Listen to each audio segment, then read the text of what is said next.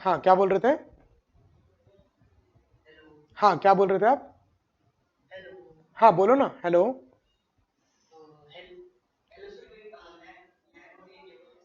नहीं, तुम्हारी आवाज तो आ रही है पूरी प्रॉपर। हाँ। अच्छा अच्छा। मैं क्या बोल रहा हूँ कि क्या बोल रहा था मैं कि हाँ, पूरा इंपॉर्टेंट इंपॉर्टेंट डेरिवेशन करा दूं ना आपको, सारे जितने भी इलेक्ट्रिक फील्ड्स हैं। चलो, तो इलेक्ट्रिक फील्ड की अपन कर रहे हैं due to finite charge, due to finite linear charge. हाँ बोलो, पूछो।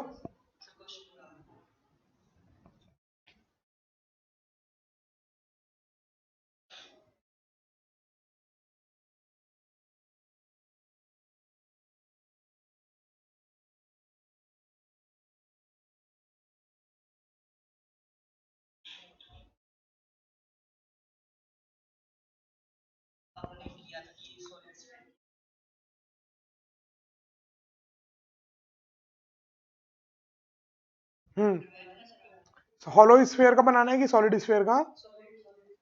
ठीक है, सॉलिड स्फीयर का बोलो।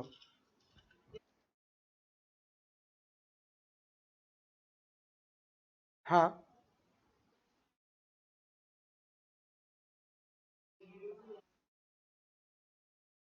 अच्छा, ऐसा ऐसा ग्राफ था, कांस्टेंट फिर डिक्रीजिंग।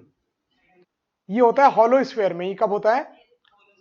हॉलो स्फीयर में, या फिर सॉलिड स्फीयर कंडक्टिंग में। सॉलिड स्फीयर कंडक्टिंग, कंडक्टिंग में क्योंकि चार्ज सिर्फ कोने कोने में रहेगा। प्लस क्यू आप जो भी दियो, खाली खाली कोने कोने में रहेगा, खाली शेल पे रहेगा। तो वो एज अ हॉलो स्फीयर काम करेगा। बात समझ में आई? अपन जो हॉलो स्फीयर या सॉलिड स्फीयर बोल रहे हैं वो चार्ज के टर्म्स में बोल रहे हैं कि चार्ज अगर खाली कोने कोने में है तो हॉलो स्फीयर, और चार्ज पूरा अंदर भी फैला हुआ है तो सॉलिड स्फीयर। हाँ।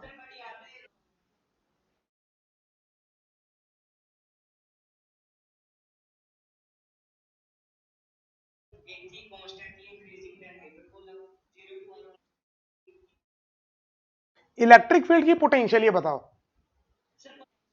Pot, potential in solid sphere, और कंडक्टिंग लिखा था कि नॉन कंडक्टिंग? कंडक्टिंग नहीं है पक्का?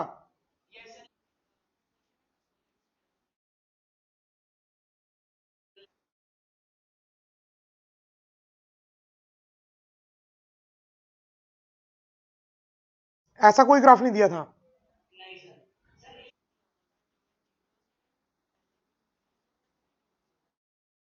ये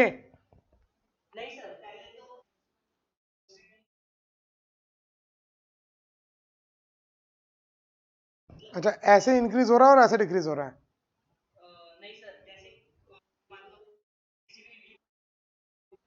ऐसे? अच्छा, जीरो से नहीं हो रहा, कहीं और ऊपर से हो रहा है?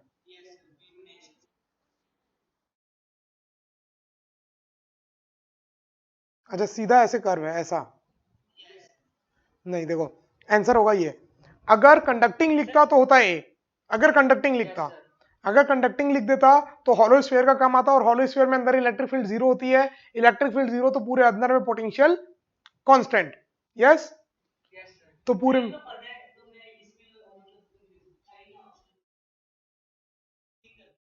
एक ही ऑप्शन था, एक ही ऑप्शन था, एक ही था, और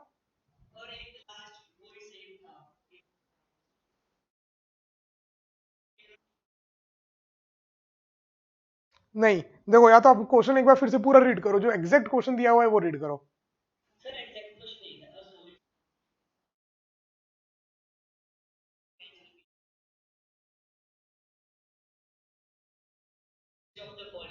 गलत है, गड़बड़ है। या तो वो इलेक्ट्रिक फील्ड पूछना चाह रहा होगा, इलेक्ट्रिक फील्ड का भी ग्राफ, लेकिन फिर ऐसा बनता है अंदर में पूरा जीरो और खाली सरफेस से ऐसे। ठीक है? नहीं, या फिर अगर नहीं नहीं नहीं, अगर पूरा सॉलिड स्फीयर है ना, और इलेक्ट्रिक फील्ड का पूछा होता तो ऐसा बनता है, सेंटर में zero electric field, electric field बढ़ी कहां तक? सरफेस तक, फिर कम हुई। अगर इलेक्ट्रिक फील्ड का पूछा होता तो ऐसा बनता, और पोटेंशियल का अगर पूछा है तो पोटेंशियल का ऐसा ही बनेगा जैसा मैंने आपको बताया, ऐसा। चलो देख, आपको बताएंगे कि उस क्वेश्चन में कुछ गौरपन था। ठीक है, या तो बोनस दे देंगे, या कुछ ना कुछ होगा उस क्वेश्चन का, या तो क्वेश्चन ही रिमूव कर देंगे। सही कर दिया। कैसे?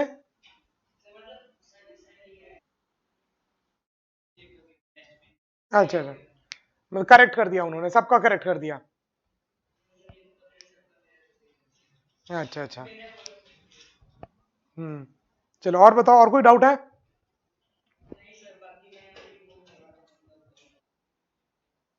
अच्छा अच्छा, चलो ठीक है। सो ये देखो, इलेक्ट्रिक फील्ड निकालते हैं सब चीज के कारण ड्यू टू फाइनाइट वायर। ये आता है आपको कैसे करते हैं डेरिवेशन?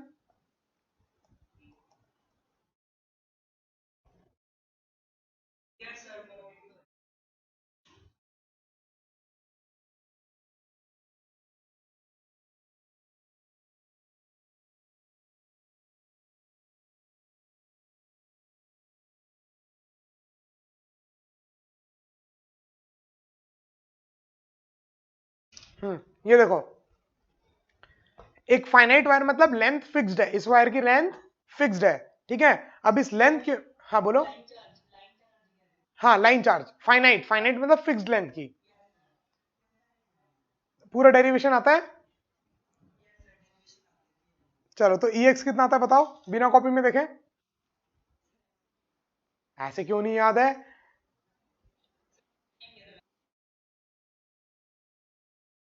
के lambda by D sine theta one plus sine theta two, और ई वाई होता है K lambda by D cos theta two minus cos theta one. Yes. चलो अगर ये आता है तो एक सवाल देता हूं इसके ऊपर, ठीक है। सिर्फ थीटा वन और थीटा टू बताना है आपको। कॉपी का पेज पलटना बंद करो और अब यहां देखो।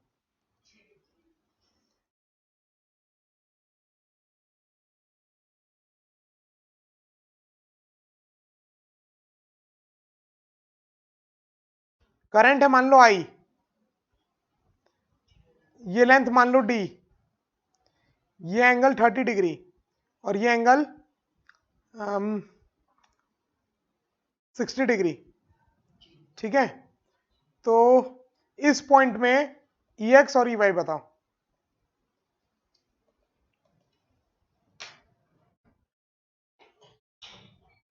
चार्ज पर यूनिट लेंथ है lambda, charge per unit length lambda दिया हुआ है। अरे मैं करंट आई क्यों ले रहा हूँ, करंट का तो कोई दूर दूर तक चार्ज है लेमडा है, ठीक है। चलो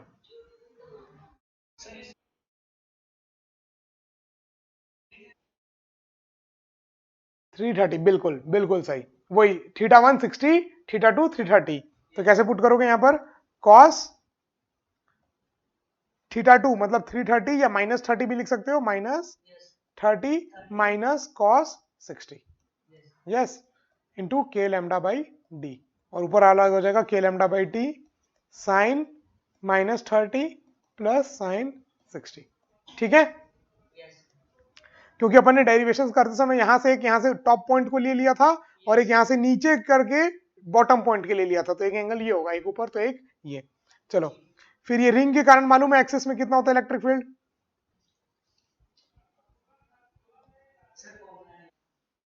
फॉर्मूला याद नहीं है, डेरिवेशन पता है? ठीक है, कर लोगे अभी डेरिवेशन? चलो ठीक है, इलेक्ट्रिक फील्ड बता देता हूं, K Q X by R square plus x square की पावर 3/2। ये मैक्सिमम कब होती है? नहीं,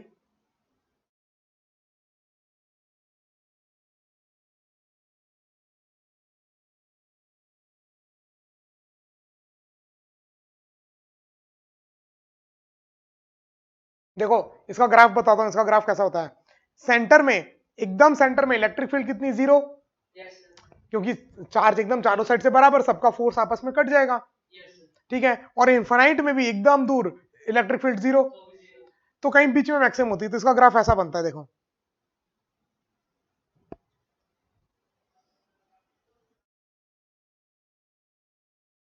ये है r/√2 और ये है -r/√2। तो r/√2 और -r/√2 में मैक्सिमम होती है और बाकी पूरी कम होती है, ठीक है। चलो तो इलेक्ट्रिक फील्ड ड्यू टू हो गया आपका, ये फॉर्मूला रिवाइज करते जाना, पूरा फॉर्मूला लिखते जा रहा हूँ, के lambda by D sign theta 1 plus sine theta 2 के lambda by D cos theta 2 minus cos theta 1। ठीक है, चलो आप कहाँ के हो वैसे रिधिवन? पंजाब के हो, ओके। कौन सी कोचिंग में हो आप? वहीं की कोई कोचिंग बताए थे ना आप? यस सर, बठिंडा की। चलो ठीक है,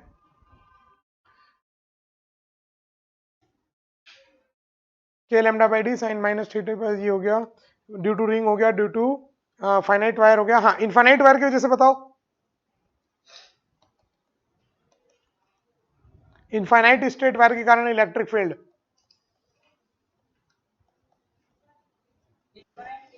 हम्म,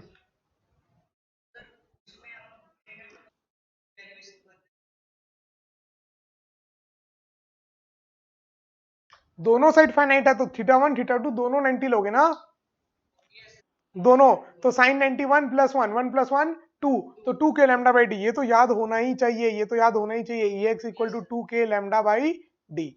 ठीक है, और ई वाई कुछ नहीं क्योंकि सिमेट्रिकल, इस पॉइंट से ऊपर भी जितना है उतना ही नीचे, तो ई वाई जीरो, सिर्फ ई एक्स होगा 2 के लैम्डा बाई डी। ठीक है, सेमी इनफाइनाइट वायर हुआ तो ठीक है। चलो, अगर मैं आपको बोलूं कि एक रेक्टेंगल है, ठीक है, ये साइड है मान लो 2L, और ये पूरी साइड है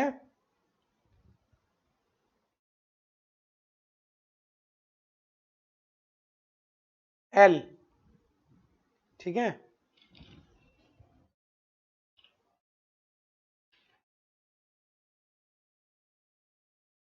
चलो ठीक है, एंगल बहुत गंदा आ जाएगा क्या?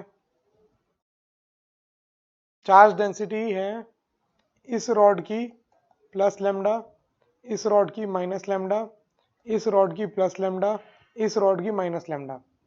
ठीक है, इसके सेंटर में बीचों बीच क्या निकालना है? Electric field.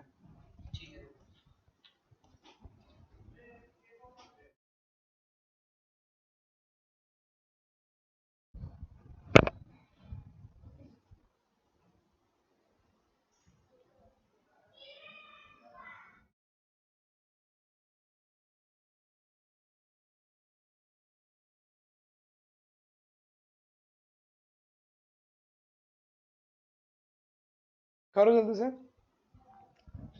वैल्यूज गंदी आ रही है क्या कॉस थीटा वगैरह की?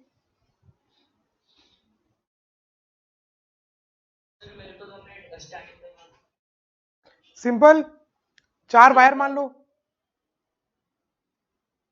ठीक है। चलो, ये एंगल अगर थीटा तो ये भी एंगल थीटा, थीटा कितना होगा वो अपन निकाल लेंगे, छोटे वाले ट्रायंगल में ये एल है, ये L/2 है, यस। अब इस पॉइंट में इस माइनस लैम्डा के कारण अंदर होगा, प्लस लैम्डा के कारण बाहर होता है इलेक्ट्रिक फील्ड, तो माइनस लैम्डा के कारण अंदर। ठीक है, और इधर वाला जो रॉड है प्लस लैम्डा, ऊपर वाला जो रॉड है उसके कारण भी नीचे, तो दोनों ऐड होंगे बराबर, मतलब एक निकाल लिया तो इंटू 2।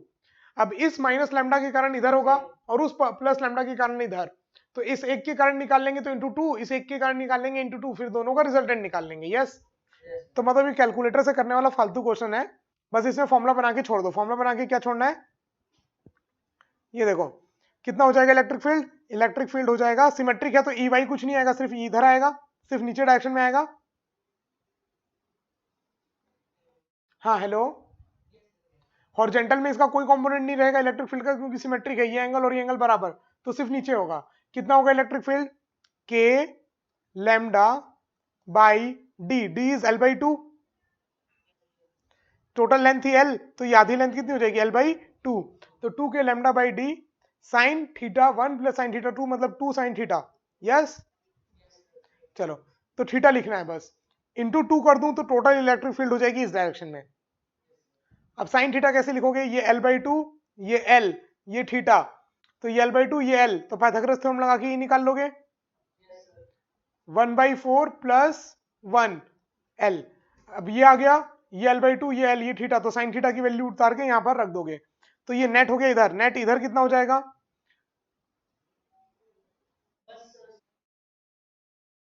बस ये 90 माइनस थीटा हो जाएगा और एल का एल हो जाएगा एल, 90 माइनस थीटा भी तो हो जाएगा।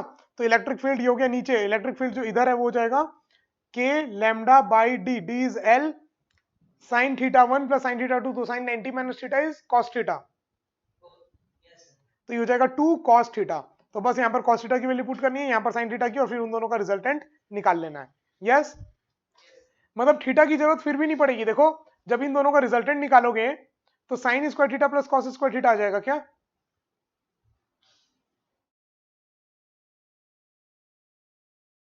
देखो बाकी पूरा एकदम सेम है, पूरा सेम है, ठीक है, तो वो बाहर आ जाएगा पूरा का पूरा।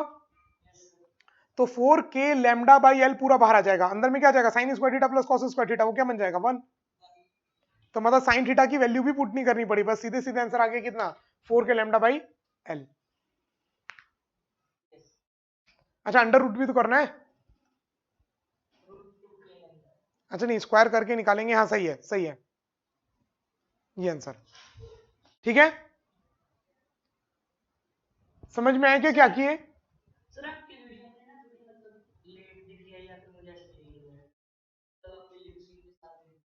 अच्छा एक सेकंड, इंटरनेट में यहाँ से चेक कर लूँ ऑडियो कहाँ से जा रहा है। ऑडियो तो माइक्रोफोन का ही जा रहा है, ठीक है। C922 pro stereo mix, hello hello hello, हाँ अब आवाज आ रही है।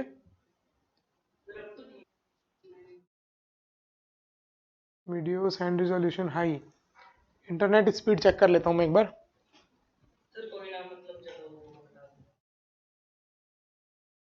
स्पीड टेस्ट .net,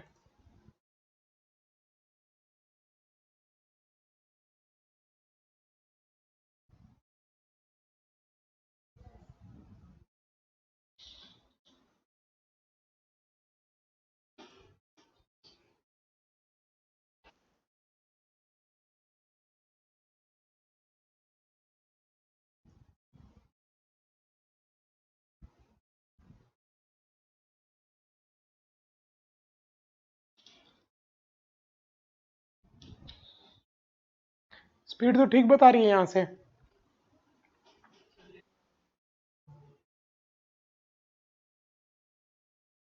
50 MB पर सेकंड दिखा रही है पूरी स्पीड। चलो ठीक है, ये समझ में आया क्या किए अपन, इसका निकाले इसका निकाले, तो टोटल ये थीटा, तो ये 90 minus theta cos theta sine theta, resultant under root Pythagoras theorem लगा के निकाले।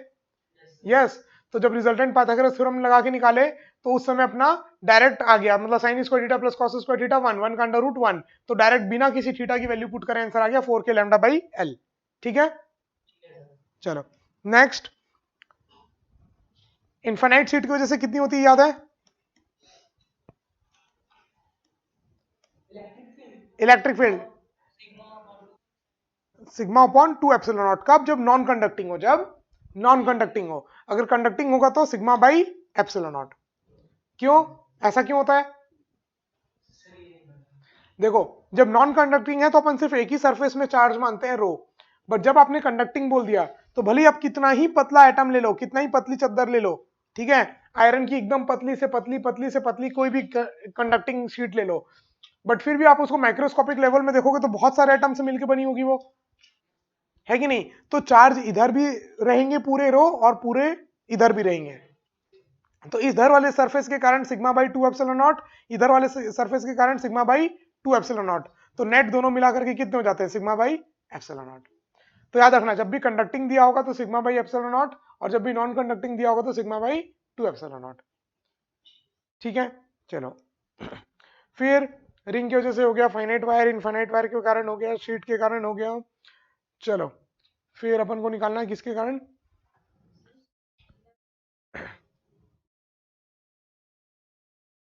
और क्या बचा आपका? हाँ सॉलिड स्फीयर और हॉलो स्फीयर के कारण फटाफट देख लेते हैं। हॉलो स्फीयर के कारण बाहर कितनी होती है electric field, K Q by R square, एक पॉइंट ऑब्जेक्ट के जैसे मानते हैं, सेम वैसे ही सॉलिड स्फीयर, सॉलिड स्फीयर के लिए भी बाहर क्या मानते हैं, K Q by R square, solid sphere के जैसे मानते हैं, ठीक है। और अंदर हॉलो स्फीयर में इलेक्ट्रिक फील्ड जीरो, कितनी? जीरो। हॉलो सॉलिड स्फीयर में अंदर कैसे निकालते हैं बताओ? इंटीग्रेशन करके नहीं निकालते, डायरेक्ट निकालते हैं।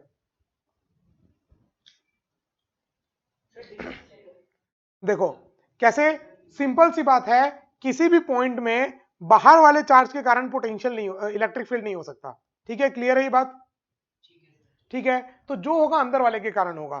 तो मान लो कि ये स्फीयर था और आपको यहां से सेंटर से आर दूरी पे निकालना है। टोटल रेडियस है कैपिटल आर, टोटल चार्ज है क्यू। ठीक है, टोटल चार्ज है क्यू, टोटल रेडियस है कैपिटल आर, और अंदर स्मॉल आर डिस्टेंस में निकालना है।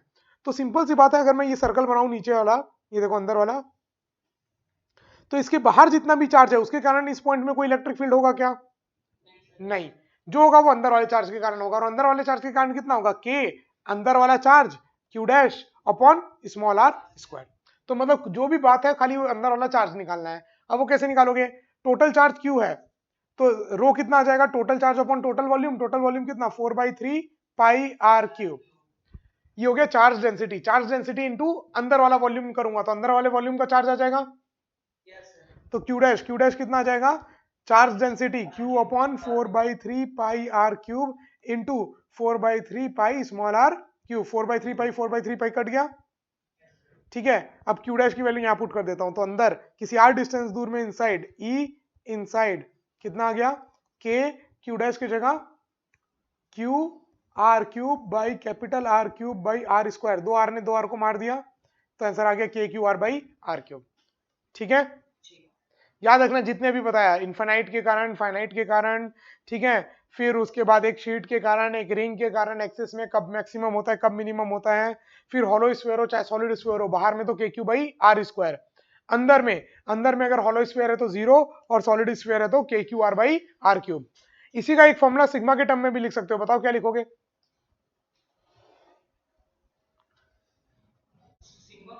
रो के टर्म्स में।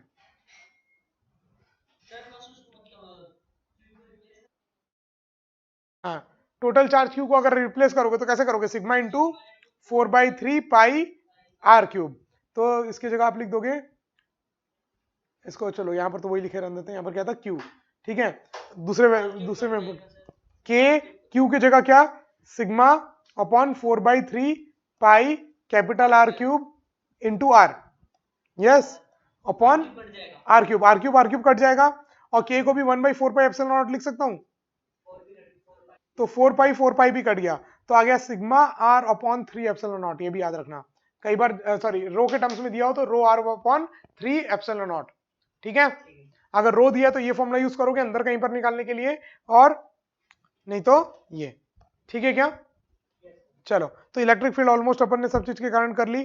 कुछ छूट रहा तो बताओ? ग्राफ ग्राफ ग्राफ ग्राफ सबके कारण।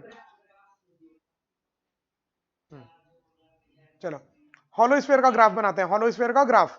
ओके, फिर बनाएंगे सॉलिड स्फीयर का ग्राफ। ट्राई करोगे कि मैं डायरेक्ट बना के दिखाऊं?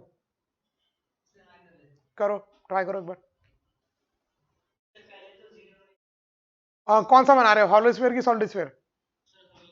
हॉलो स्फीयर, स्टार्टिंग में 0, आर तक 0, फिर हाइपरबोला। ठीक है, और सॉलिड स्फीयर में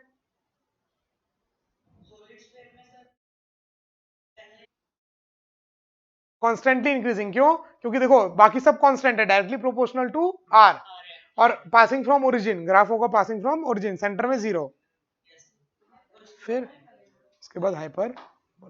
डन। चलो, अब आते हैं पोटेंशियल। पोटेंशियल सारे बता दिया था कि उस दिन?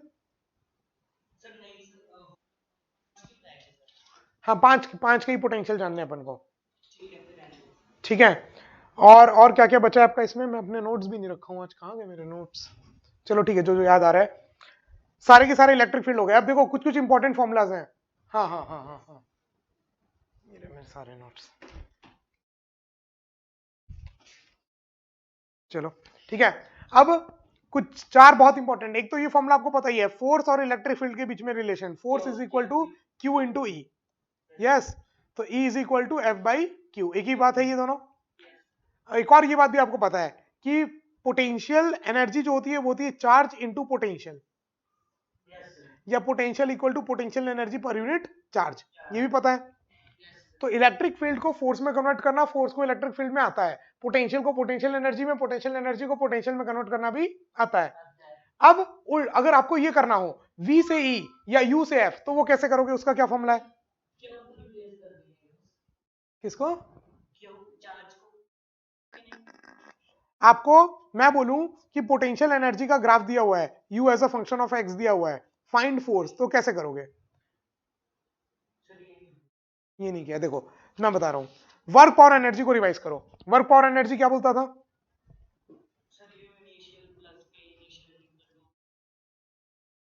तो वो तो एक, चलो ठीक है, आपने कंजर्वेशन ऑफ मैकेनिकल एनर्जी कर दी, ओके। पोटेंशियल एनर्जी अपन ने किसके लिए डिफाइन करी थी? सिर्फ कंजर्वेटिव फोर्स के लिए डिफाइन करी थी, ठीक है, ये वही पोटेंशियल एनर्जी है। अब पोटेंशियल एनर्जी कब हुई थी? जब आप किसी कंजर्वेटिव फोर्स के अगेंस्ट में वर्क डन किए थे। जैसे ग्रेविटी एक कंजर्वेटिव फोर्स है, उसके अगेंस्ट में मैं वर्क करूंगा, इसको ऊपर लेकर के जाऊंगा, तो इसके अंदर एनर्जी स्टोर हो जाएगी, क्योंकि मैंने एक्सटर्नल ने वर्क करी, और मैंने एक्सटर्नल ने जितनी वर्क करी उतनी इसके अंदर एनर्जी स्टोर हो जाएगी। यस, तो अपन ने क्या बोला? वर्क डन बाई एक्सटर्नल, क्या बोला अपन ने? Work done by external is equal to delta U. Yes, delta U is change in potential energy, U final minus U initial. अब मैंने जितना वर्क डन किया उसका एग्जैक्ट नेगेटिव ग्रेविटी ने वर्क किया क्या? मैंने कितना वर्क किया? mgh। मैंने कितना वर्क डन किया?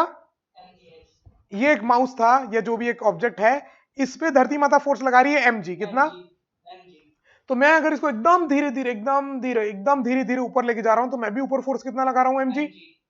और मैं इसको ऊपर लेके गया, मान लो h हाइट, तो मेरा वर्क डन कितना? mgh प्लस, और धरती माता का वर्क डन कितना? mgh नेगेटिव माइनस mgh, ठीक है, क्योंकि फोर्स तो दोनों बराबर लगा रहे हैं, डिस्प्लेसमेंट भी बराबर हो रहा है, बस क्या है, एक में फोर्स और डिस्प्लेसमेंट सेम डायरेक्शन में है, तो एक में अपोजिट, ठीक है। तो मतलब मैग्नीट्यूड एकदम डिट्टो सेम था, बस साइन अपोजिट था, किसका? एक्सटर्नल का और कंजर्वेटिव फोर्स का वर्क डन में। यस, क्योंकि force of external is minus of force of conservative, इसलिए work done of external is minus times work done of conservative, ठीक है।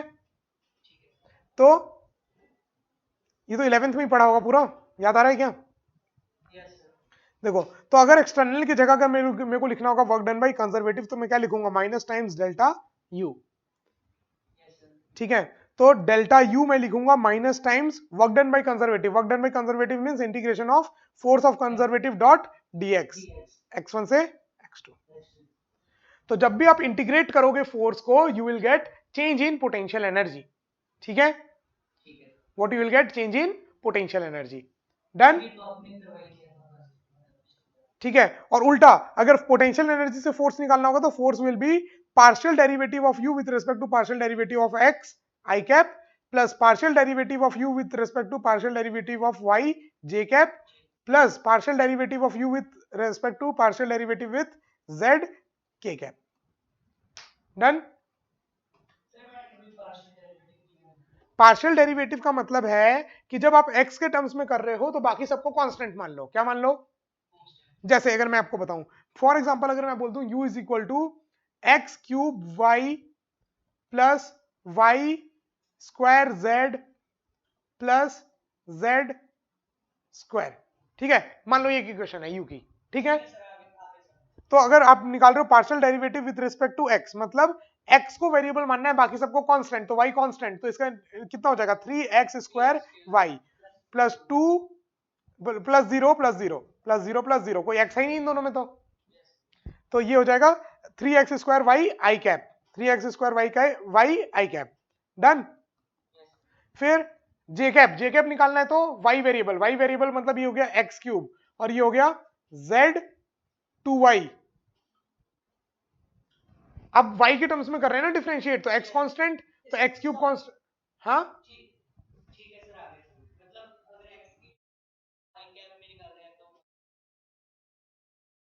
ये आ गया जे कैप, ये पूरा का पूरा आ गया आपका जे कैप। और के कैप निकालना होगा तो z को वेरिएबल मानोगे, तो ये पहला वाला पूरा टर्म 0 हो गया, दूसरे वाले में खाली y स्क्वायर आ गया, और तीसरे वाले में 2z के कैप। तो this one will be the force. मतलब जब भी आप पार्शियल डेरिवेटिव करोगे किसका? पोटेंशियल एनर्जी का, then you will get the force. Okay, done. तो याद रखना कि U से F, F से U कैसे करना है, सेम वैसे ही E से F, E से V से E, क्योंकि देखो ना यहां दोनों साइड अगर मैं 4 से डिवाइड कर दूंगा तो कोई बुरा मानेगा, बुरा मानने वाली कोई बात नहीं है। तो इसको भी 4 से डिवाइड, इसको भी 4 से डिवाइड, तो पोटेंशियल एनर्जी अपॉन चार्ज क्या हो जाएगा, V, और फोर्स अपॉन चार्ज क्या हो जाएगा, इलेक्ट्रिक फील्ड। तो इसीलिए याद रखना VA minus VB is equal to integration of A से B E डॉट dx।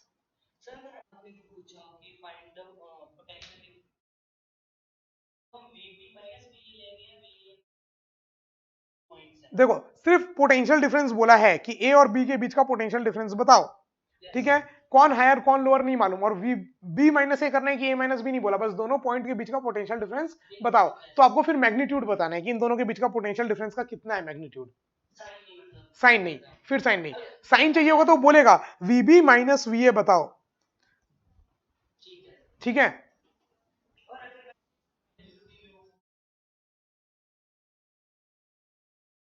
नहीं ऐसा नहीं है, final minus initial, V A, ये देखो यहां पर जो लिमिट आप पुट करोगे ना ए से बी, वो यहां पर होना चाहिए ए बी।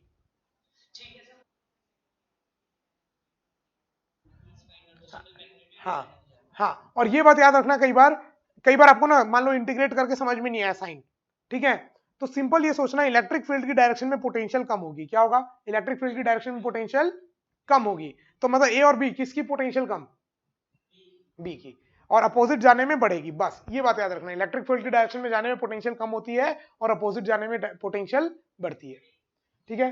पोटेंशियल एनर्जी के लिए भी ये बोल सकता हूं क्या,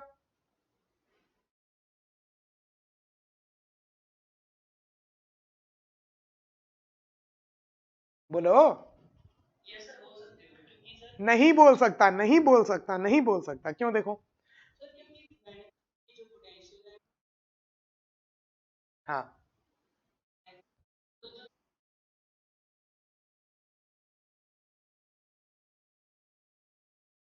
चलो मैं बता रहा हूं क्यों नहीं कर सकते, क्यों नहीं, मान लो ए है, ए का वोल्ट है 10 वोल्ट, ठीक है,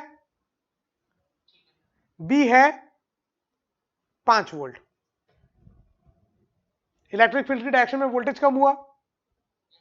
अब मान लो मैं यहां पर चार्ज रख दिया -2 कूलम, यहां पर -2 कूलम, तो इसकी चार्ज इतनी एनर्जी, इसकी एनर्जी कितनी, -10 कूलम, 10 जूल, और इसकी कितनी -20 जूल, कौन कम, ए, लेकिन पोटेंशियल बी की कम, तो जरूरी नहीं है कि इलेक्ट्रिक फील्ड की डायरेक्शन में पोटेंशियल एनर्जी कम हो, हाँ ये फिक्स्ड है, इलेक्ट्रिक फील्ड की डायरेक्शन में पोटेंशियल तो कम होगा ही होगा, क्योंकि पोटेंशियल जो है वो चार्ज के ऊपर डिपेंड नहीं कर रहा, लेकिन पोटेंशियल एनर्जी चार्ज के ऊपर डिपेंड कर रही है, ये बात समझ में आई क्या। तो ऐसा बिल्कुल भी मत सोचना कि पोटेंशियल कम हो रही है तो पोटेंशियल एनर्जी भी कम होगी, ना भैया, ये भले ही स्केलर क्वांटिटी है लेकिन पॉजिटिव नेगेटिव तो होती है ना, तो उसका ध्यान रखना। हाँ पॉजिटिव चार्ज के लिए बोला जाए तो बिल्कुल, पॉजिटिव चार्ज अगर ला रहे हो तो अगर इलेक्ट्रिक फील्ड कम हो रही है तो, सॉरी पोटेंशियल कम हो रहा है तो पोटेंशियल एनर्जी भी कम होगी, यस। चलो फिर ऑलमोस्ट पोटेंशियल तो मैंने आपको सारा बता दिया था, डायपोल वगैरह के कारण भी बता दिया था क्या, डायपोल बचा था, चलो डायपोल कर लेते हैं फटाक से, दोनों डायपोल का अपन दोनों करते हैं, इलेक्ट्रिक फील्ड भी और डिराइव भी करना है कि डायरेक्ट फॉर्मूला बताना है, डिराइव भी कर देते हैं, चलो सिंपल सा है, अप्रोक्सीमेशन लेना है और कुछ नहीं। अच्छा डायपोल बोलते हैं किसको है पहले ये बताओ, अभी जो पढ़ाऊंगा ये इतना इंपॉर्टेंट है, सेम डिट्टो आएगा परमानेंट मैग्नेट्स में, डिट्टो, ठीक है, एकदम डिट्टो, एकदम डिट्टो। चलो तो डाईपोल, डाई मतलब दो, पोल हैं, तो मतलब जब भी नेगेटिव और पॉजिटिव कोई सेम चीजें एक दूसरे से बहुत पास होती हैं, बहुत पास होती हैं, तो अपन इसको बोलते हैं डायपोल, याद रखना बहुत पास के लिए बोल रहे हैं। अब बहुत पास के लिए क्यों बोले भैया, ऐसा कहाँ, कहीं ना कहीं नेचर में होता होगा तभी तो ऐसे अपन ने अलग से उसको नामकरण किया, नहीं तो अपन इतने फिटियाल तो बैठे नहीं है कि भैया हर चीज का नामकरण करने बैठे, है कि नहीं। तो अब कुछ ना कुछ तो भैया कहीं नेचर में ऐसा दिखता होगा कि दो दो चार्जेस सेम मैग्नीट्यूड के, अपोजिट नेचर के, और एकदम एक दूसरे से एकदम पास, तो अपन ने देखा हाँ भैया जब कोई भी मॉलिक्यूल की बात करो, मान लो अगर मैं H2O की बात कर रहा हूं, तो ऑक्सीजन और HH है, हाइड्रोजन के पास प्लस प्लस और इसके पास माइनस माइनस, तो देखो ये -1 इलेक्ट्रॉन का charge plus one one electron का चार्ज एक दूसरे से एकदम पास में रखे हुए हैं, एक मॉलिक्यूल H2O मॉलिक्यूल कितना छोटा है, तो उसमें सोचो O और H कितना पास रखे हैं, 10⁻⁻8 मीटर, 10⁻⁻10 मीटर। बात समझ में आ रही है? इतना पास। तो ये दोनों मिलकर के एक कुछ यहां पर इफेक्ट पैदा कर रहे हैं इलेक्ट्रिक फील्ड का, ये दोनों मिलकर के कुछ नेट इफेक्टिव इलेक्ट्रिक फील्ड पैदा कर रहे हैं। अब ये इतने पास थे कि अगर इनको अपन नॉर्मल पढ़ना चाहें तो मुश्किल होगी, तो इसलिए अपन ने क्या बोला, इसको अपन अप्रोक्सीमेशन लगा करके कुछ डायपोल नाम दे करके अलग से पढ़ लेते हैं। बात समझ में आई क्या, क्यों पढ़ रहे हैं? जैसे NaCl, कौन प्लस कौन माइनस? Na+। तो अब ये एक पॉजिटिव चार्ज एक नेगेटिव चार्ज एक दूसरे से बहुत कम दूरी पे हैं, इसलिए अपन ने इसको क्या बोल दिया, डायपोल। जब दो charges same nature, same opposite nature के, सेम मैग्नीट्यूड के, एक दूसरे के बहुत पास रखे हो तो उसको अपन बोलेंगे डायपोल। ठीक है, अब देखो, अब डायपोल के कारण, अब डायपोल की डायरेक्शन कहां होती है, डायरेक्शन याद रखना, डायरेक्शन कहां से कहां होती है, फ्रॉम नेगेटिव टू पॉजिटिव। ठीक है, मतलब हमेशा डायपोल ऐसा बना हुआ है, इसका मतलब कि ये जो टेल है वो माइनस चार्ज है और जो हेड है वो प्लस चार्ज है। ठीक है, डायपोल को दिखाते हैं अपन डायपोल मोमेंट को P से। तो डायपोल मोमेंट की वैल्यू होती है चार्ज इंटू उन दोनों के बीच की डिस्टेंस। अगर डिस्टेंस 2 है तो Q into 2a, distance D है तो Q इंटू D। ठीक है, कॉन्सेप्ट याद रखना, क्योंकि कई बार बुक में Q इंटू 2a लिखा रहता है, अपन भी डिराइव करते समय 2a लेंगे, और कई बार कई क्वेश्चन में D ले। हाँ, बताऊंगा, अभी डेरिवेशन में जरूरत पड़ेगा। ठीक है, तो उसमें आपको समझ में आ जाएगा। चलो, ये बात, इतनी बातें क्लियर हो गई, अब डिराइव करें। अब देखो, डेरिवेशन में भी आसान बनाने के लिए लेते हैं, बाकी ऐसा कुछ जरूरी नहीं है। डी लोगे तो d/2 लिखने में थोड़ा प्रॉब्लम होती है, इसलिए अपन 2d ले लेते हैं बस। ठीक है, और कुछ प्रॉब्लम नहीं है उसका। चलो, अब देखो, एक बार आप मेरे को कंफर्म करके बता देना कि कितने आवर्स की आपकी क्लास रखनी है, क्या जो भी, मतलब मेरे को ज्यादा अभी आइडिया नहीं है। उन्हीं को बोल देना, उन्हीं से मतलब बात करके फाइनल कर देना। तो मेरे को अभी तक जितना मेरे को बोले हैं वो, तो मेरे को बोले हैं वीक में 3 दिन क्लास लेने के लिए बोले हैं, मतलब ट्यूसडे, थर्सडे और सैटरडे। ठीक है, बाकी एक बार आप भी बात कर लेना कितना आवर्स है, क्या है, सब चीज फाइनल कर देना। मतलब मेरे को फाइनल नहीं बताया, ऐसे रफली बताया मेरे को। ठीक है, तो आप एक बार बात कर लेना, फिर उसके बाद अपन फाइनल कर देंगे आपका टाइम टेबल। ठीक है, चलो, देखो, बाकी आप मेरा वैसे एक बार नंबर भी ले लेना, कोई डाउट आउट हो, ठीक है, तो आप भेज देना, ताकि मैं आपका यहाँ पर उसमें पीपीटी में डाल के ले आऊं, तो अपन डिस्कस कर दें। ठीक है, यहाँ पर पढ़ने में और ये सब में टाइम ना लगे, तो इसलिए मेरे को कई बार, जैसे एक और मैं भी ले रहा हूँ पर्सनल ट्यूशन। ठीक है, 12th की है, कोई बच्ची है हैदराबाद की, तो वो भी मेरे को पूरे डाउट्स भेज देती है व्हाट्सएप पे, तो मैं फटाफट पीपीटी में सारे सारे डाउट्स डाल देता हूँ। चलो, तो P is equal to Q into T हो गया। अब इलेक्ट्रिक फील्ड निकालना है डायपोल के कारण। ठीक है, तो ये माइनस क्यू, ये प्लस क्यू, और डिस्टेंस मान लेते हैं 2a। क्या मान लेते हैं?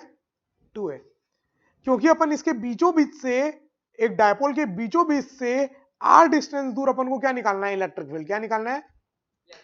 अब बीचों बीच से निकालना है, तो अब आधे, अगर पूरे को मैं d मानता तो आधे को d/2 मानता, इसलिए मैं क्या कर रहा हूं, पूरे को 2a मान लेता हूं, थोड़ा आसान बाई में आता है ना, तो फिर एलसीएम लेना थोड़ा प्रॉब्लम, इसलिए अपन उसको टोटल लेंथ 2a मान लिए। तो ये आधी लेंथ a हो गई, और ये भी आधी लेंथ a।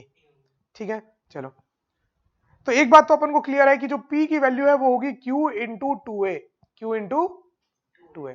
अब इसको साइड में रखते हैं, लास्ट में कम आएगा। अब इस पॉइंट में इलेक्ट्रिक फील्ड दो चार्जेस के कारण होगी, प्लस के कारण कहां, राइट या लेफ्ट? प्लस के कारण राइट ना, हाँ, प्लस क्यू के कारण लेफ्ट, सॉरी राइट, और माइनस क्यू के कारण लेफ्ट होगी। ठीक है, लेफ्ट कितनी कितनी होगी, राइट में जो होगी वो कितनी होगी, के क्यू बाई आर स्क्वायर। अब आर जो होगा वो हो जाएगा, आर कितना हो जाएगा, आर आर माइनस ए का होल स्क्वायर। यस, चलो, अब जो इधर लगेगी, इधर साइड जो है वो कितना हो जाएगा, के Q upon are plus A का होल स्क्वायर। तो नेट, ये नीचे वाला डिनोमिनेटर पड़ा है तो ये वैल्यू छोटी होगी, तो नेट नेट उधर ही होगी इलेक्ट्रिक फील्ड। कितनी होगी, दिस माइनस दिस, के क्यू कॉमन निकाल लेता हूं, के क्यू को कॉमन निकाल लेता हूं, इसको भी ऊपर ही लिखता हूं, K Q upon are plus A का होल स्क्वायर। तो के क्यू कॉमन, नीचे में एलसीएम ले लूं, तो R plus A into R minus A का होल स्क्वायर, यस। और ऊपर में आ जाएगा आर माइनस ए का whole square minus R plus A का होल स्क्वायर, यस। चलो अब मैथमेटिक्स है, कुछ नहीं फालतू की। ए प्लस बी इंटू ए माइनस बी, ए स्क्वायर माइनस बी स्क्वायर। इसको ओपन करके काट देते हैं। अरे नहीं तो सुंदर सा फॉर्मूला तो निकाल दें, ऐसे कैसे छोड़ दें। फॉर्मूला निकाल, फॉर्मूला ही तो रटना है, ये थोड़ी रटना है कभी, ठीक है। ये तो पता ही है, तो वही फॉर्मूला फॉर्मूला निकालना है। तो के क्यू, इस पूरे को सॉल्व करोगे तो A square plus B square, यहां पर भी A square plus B square cut जाएगा, लिखूं उसको, hello, A square plus B square minus 2ab आएगा यहां, और यहां आएगा plus 2ab। R R square plus A square, R square plus A square तो कटने वाला है, तो खाली यहां पर लिखता हूं माइनस 2ra और माइनस ऑफ ये क्या हो जाएगा 2ra। तो माइनस 2ra कितना हो जाएगा 4ra हो जाएगा, माइनस 4ra हो जाएगा, माइनस 4ra, ठीक है, अपॉन, सही कर रहे हैं अपन।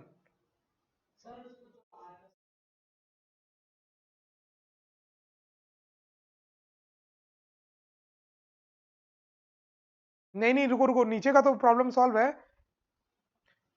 माइनस करना था दिस माइनस दिस, ठीक है, तो नीचे में कॉमन ले लिए।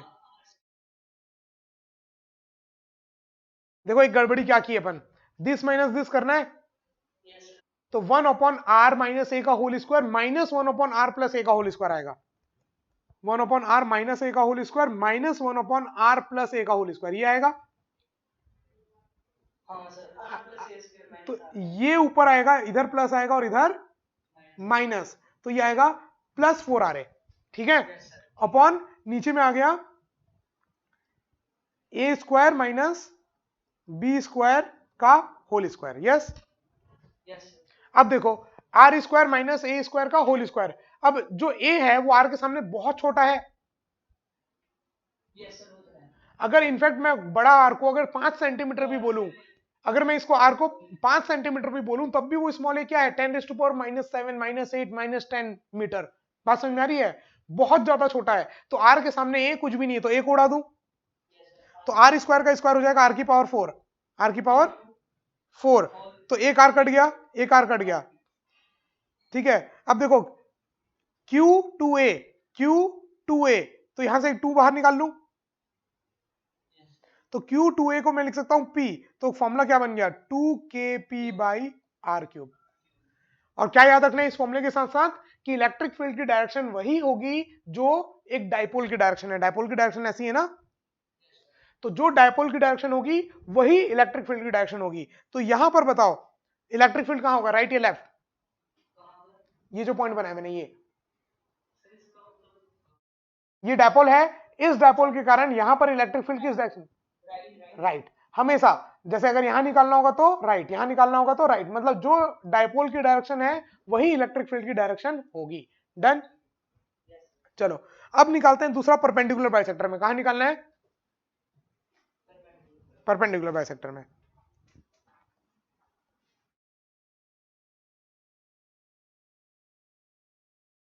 आर डिस्टेंस दूर, इस पॉइंट में अगेन दो इलेक्ट्रिक फील्ड होंगी,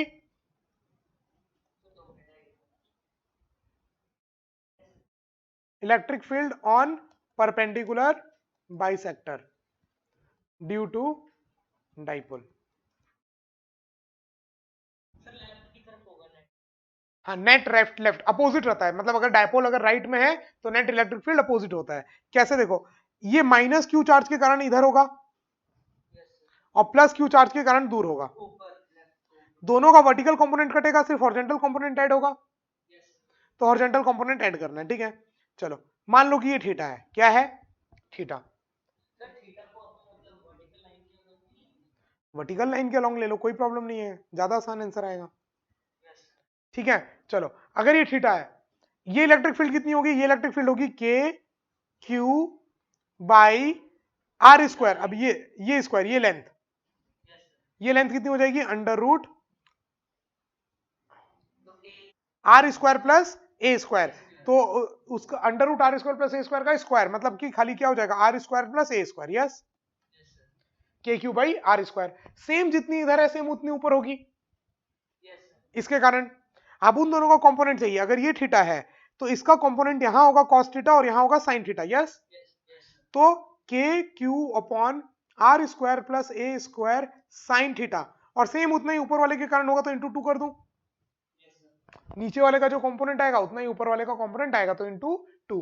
अब साइन थीटा की वैल्यू लिखनी है। अब यहां पर देखो साइन थीटा की वैल्यू क्या हो जाएगी, साइन थीटा की वैल्यू हो जाएगी पी अपॉन एच। ये ट्रायंगल में देखो ये थीटा है तो सामने वाला पी हो जाएगा। अच्छा नहीं, ये लेंथ आ रहा है ना, ये लेंथ आ रहा है, ये लेंथ आ रहा है। ठीक है, तो साइन थीटा की जगह मैं क्या पुट कर सकता हूं, साइन थीटा की जगह मैं पुट कर सकता हूं A upon R square plus A square का अंडर रूट की पावर 1/2। यस, चलो अब देखो 2a क्यू को p लिख दूं, नीचे से a को उड़ा दूं, a को उड़ा दूं, a गायब कर दूं। r के सामने a बहुत छोटा है ना, r के सामने a बहुत छोटा है, तो a को हटा दिया, a को हटा दिया, तो आर स्क्वायर इंटू आर कितना हो जाएगा, आर क्यूब हो जाएगा। तो खाली क्या आ जाएगा, K P by R cube. हाँ नहीं, उसमें 2 kp बाई आर क्यूब था, 2 kp बाई आर क्यूब। याद रखना, एक्सिस में 2 kp बाई आर क्यूब होता है, परपेंडिकुलर बाइसेक्टर में kp बाई आर क्यूब। और माइनस साइन के साथ, किसको किसके साथ लिखते हैं, माइनस साइन। मतलब अगर मैं आपको फॉर्मुला बताऊं तो ऐसा लिखते हैं, देखो एक डायपोल मोमेंट अगर p है तो on axis p on axis electric field is going to be equal to 2 kp by R cube. Same direction, जो इलेक्ट्रिक फील्ड की डायरेक्शन है वही p की डायरेक्शन।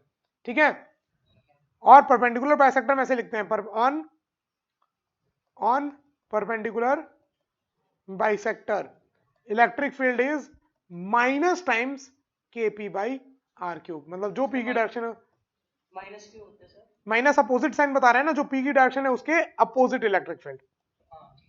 तो जो p की वेक्टर है, p वेक्टर को माइनस से मल्टीप्लाई कर दोगे तो अपोजिट डायरेक्शन में वेक्टर बन जाएगा, तो वो किसका वेक्टर आ जाएगा, इलेक्ट्रिक फील्ड का वेक्टर। ठीक है, चलो नेक्स्ट पोटेंशियल निकाले। पोटेंशियल परपेंडिकुलर बाइसेक्टर में बहुत इजी, जीरो। डॉट प्रोडक्ट है, स्केलर क्वांटिटी है, तो माइनस क्यू के कारण जितना उतना ही प्लस क्यू के कारण नेट नेट क्या हो जाएगा, जीरो। तो पूरी परपेंडिकुलर बाइसेक्टर में, पूरी परपेंडिकुलर बाइसेक्टर में पोटेंशियल कितना, पोटेंशियल जीरो। डन। चलो क्वेश्चंस कर रहे हो ना, क्वेश्चंस करते जाना, जैसे जो जो अपन पूरा रिवाइज करते जाएंगे ना फॉर्मुलेज, उसके क्वेश्चंस करते जाना, और जो भी डाउट आएंगे भेजते जाना। ओके चलो, परपेंडिकुलर बाइसेक्टर में पोटेंशियल जीरो। अब एक्सिस में निकालना है। यस, तो मान लेते हैं वही टोटल लेंथ 2a, तो ये a यहां से r डिस्टेंस दूर में इस पॉइंट में क्या निकालना है अपन को, पोटेंशियल। तो इस पॉइंट में पोटेंशियल इसके कारण भी होगा और इसके कारण भी होगा। हाँ चलो, इस प्लस क्यू के कारण यहां पर पोटेंशियल कितना होगा, K Q by R minus A. Minus Q के कारण कितना होगा, minus K Q by R plus A. K Q common, R minus A into R plus A, R square minus A square लिख दूं,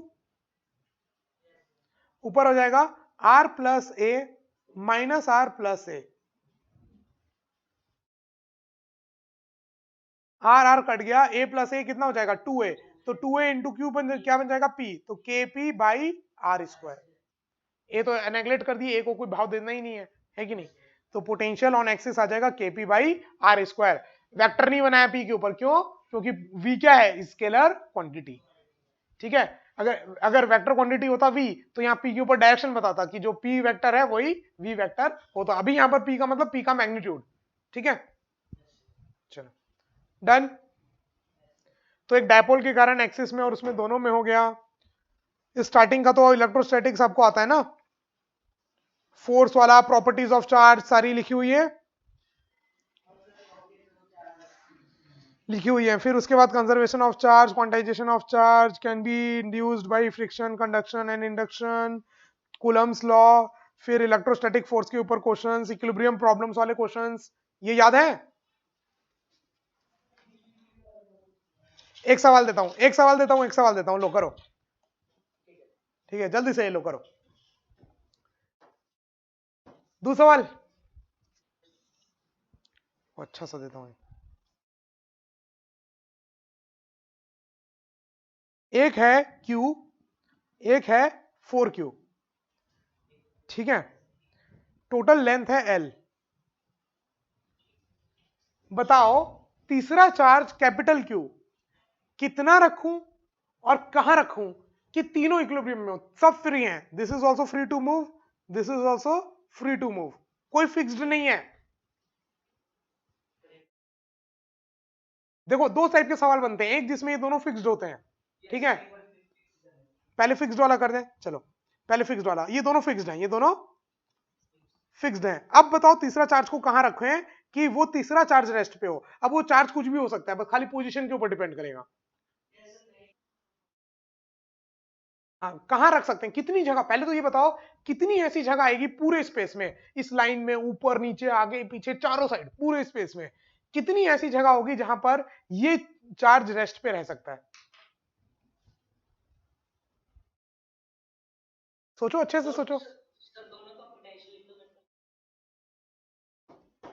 नहीं, मेरे को पहले मैं जो सवाल पूछा वो बताओ, सोचो और मेरे को बताओ पूरे स्पेस में कितने ऐसे पॉइंट होंगे जहां पर इसको रखने पे ये रेस्ट पे रहे। सर इतना तो पता है कि उनके पास होंगे।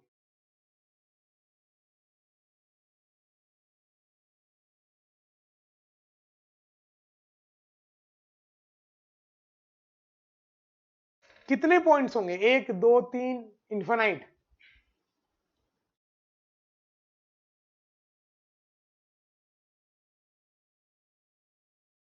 बोलो बोलो। एक पॉइंट होगा, चलो वेरी गुड। ठीक है, कहां होगा निकालो। दोनों के बीचों बीच में होगा, एग्जैक्ट बीचों बीच नहीं। कितना, स्मॉल क्यू से कितना दूर। बहुत इजी है, तुरंत एक लाइन लिखना है, काटना है और आंसर बताना है, करो।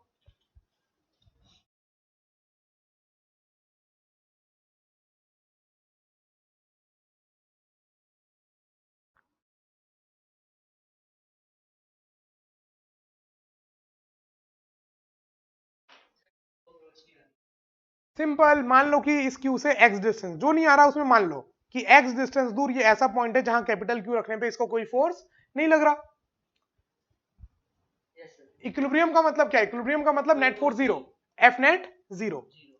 तो अब इस माइनस क्यू के कारण इस प्लस क्यू में चार्ज कहां लगेगा, इधर, सॉरी, यस सर। दोनों क्यू प्लस हैं तो इधर फोर्स लगेगा, और इस 4Q के कारण इधर, दोनों फोर्स बराबर होने चाहिए। इसके कारण कितना फोर्स लगेगा, इसके कारण फोर्स लगेगा K q q by x square must be equal to K q 4Q by L minus x का whole square. K q q cut गया, अंडर रूट ले लो, 1/x is equal to 2/l - x, तो l - x is equal to 2x, तो 3x is equal to l, x is equal to l by 3। Yes, अब हाँ बोलो। Same approach रहती।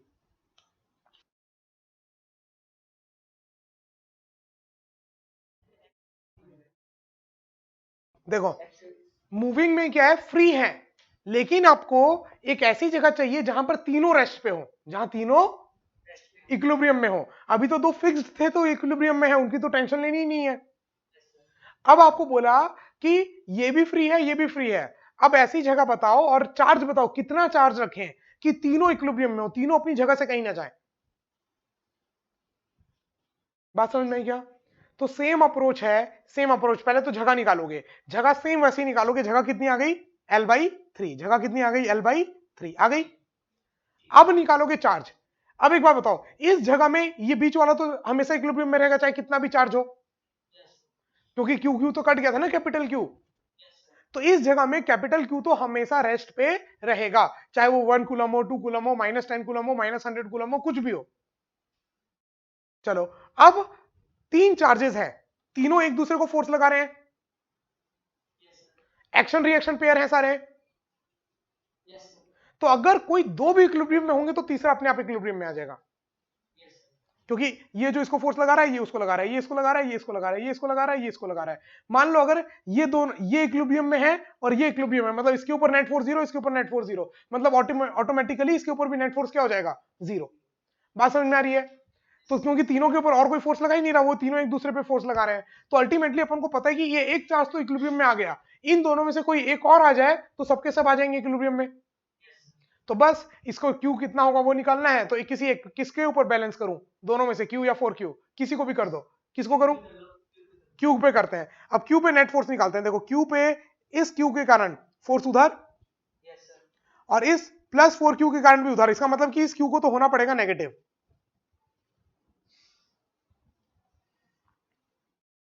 ये देखो ये देखो ये तो ठीक है ना, मान लो ये Q है, ठीक है, मान लो कि पॉजिटिव, अपने आप आंसर आ जाएगा। तो इसके कारण फोर्स उधर कितना, K Q Q by L square, तो एल स्क्वायर बाई 9, यस। इसके कारण उधर फोर्स कितना, K Q 4Q by L square, दोनों का सम क्या होना चाहिए 0, तभी इक्विलिब्रियम में रहेगा। तो देखो K Q कट गया, L कट गया, 9Q is equal to minus 9Q is sorry 9Q is equal to minus 4Q, तो Q की वैल्यू आ गई माइनस 4Q बाई 9, देखो अपने आप आ गई। मैं बोला ना इसको नेगेटिव होना पड़ेगा।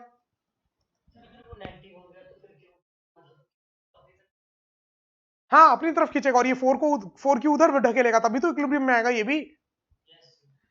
ये नेगेटिव होगा क्यों, ऑब्वियस सी बात है, उसको नेगेटिव होना ही पड़ेगा, तभी क्यू को ये अपने तरफ खींचेगा और ये 4Q उधर ढकेलेगा, तो नेट इक्विलिब्रियम में आ जाएगा। तो कितना चार्ज होना पड़ेगा, माइनस 4Q बाई 9। अगर इतना चार्ज होगा और L/3 की दूरी पे रहेगा तो तीनों के तीनों इक्विलिब्रियम में रहेंगे। डन। क्योंकि ये प्लस क्यू तो ऑलरेडी, ये जो बीच में जो क्यू रखे थे जो पता नहीं था कितना चार्ज है, ये तो इक्विलिब्रियम में था ही। हाँ उसको फिक्स्ड मान के पहले जगह निकाल लो तीसरे चार्ज की, तो वो इक्विलिब्रियम में है, उसके बाद किसी एक को और इक्विलिब्रियम में कर दो तो चार्ज भी आ जाएगा। ये बात याद रखना, अगर दो फिक्स्ड है तो फिर ये चार्ज कितना भी हो चार्ज नहीं पूछेगा, क्या पूछेगा, जगह पूछेगा सिर्फ।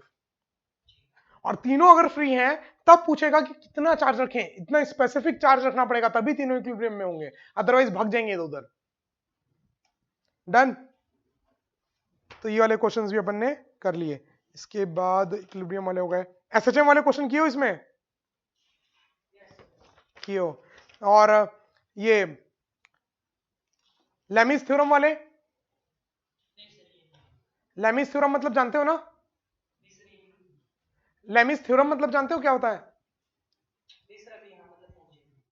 अरे नहीं ये बहुत सिंपल है, पहुंचे नहीं हो क्या, ये मतलब बचपन में पढ़ा होगा, बचपन में मतलब 11th में स्टार्टिंग में, जब भी कोई आपने नाम नहीं सुना होगा बाकी आपने पढ़ा होगा। देखो सुनो बता रहा हूं,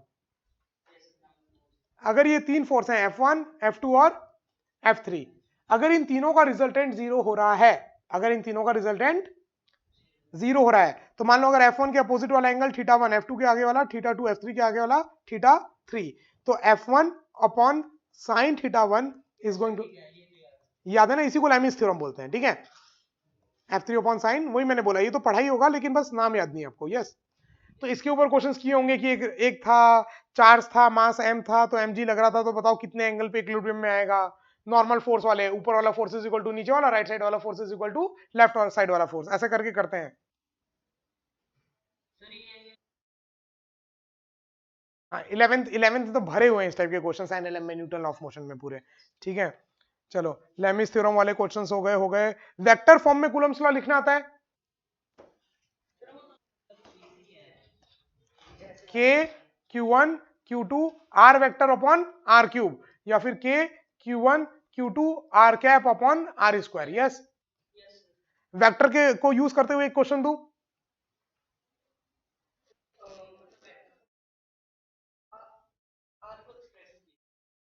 हाँ मतलब वेक्टर फॉर्म में लिखना है अपन को ना पूरा, तो वेक्टर फॉर्म में अपने ने बता दिया क्योंकि फोर्स की डायरेक्शन बतानी है अपन को पूरी। तो मान लो कि अगर ये एक चार्ज है Q1 और Q2, ठीक है। अब Q1 से Q2 के ऊपर फोर्स निकालना है, क्या निकालना है, Q1 से Q2 की वजह से, Q2 पर फोर्स Q1 की वजह से, यस। तो आप R वेक्टर कहां से लोगे, Q1 से Q2 के तरफ, ठीक है। अब आप बोल दो कि जो फोर्स की डायरेक्शन होगी वो होगी K Q1 Q2 R vector upon R cube. R इसी डायरेक्शन में फोर्स लगेगा। अब आप बोलोगे सर अपोजिट साइन होगी तो पास में लगेगा, एक दूसरे की तरफ लगेगा अपोजिट, तो देखो वो अपने आप आंसर आ जाएगा। अगर दोनों पॉजिटिव तो फोर्स उधर ही लगेगा जिधर R है। देखो अगर ये पॉजिटिव तो R के डायरेक्शन में ही फोर्स लग रहा है, यस। लेकिन अगर अगर एक पॉजिटिव हो जाए एक नेगेटिव, तो ये एक पॉजिटिव एक नेगेटिव टोटल नेगेटिव हो जाएगा, तो आर के अपोजिट लगेगा फोर्स। तो अपने आप वेक्टर सब कुछ बता दे रहा है अपने आप, ठीक है। तो वेक्टर फॉर्म कब यूज करोगे? जब भी 3D ऑब्जेक्ट्स दिखे। क्या दिखे? जैसे ही आपको 3D ऑब्जेक्ट कुछ दिख गया कि अरे ये तो 3D ऑब्जेक्ट है, तुरंत समझ जाना इसमें क्या यूज करना है, वेक्टर। एक सवाल कराऊं, चलो। इसके ऊपर ना दो मेन सबसे फेमस क्वेश्चन है, शायद करा होगा आपने, कोचिंग में कराया ही होगा, गारंटीड है ये क्वेश्चन। पिरामिड वाला क्वेश्चन कराया है क्या?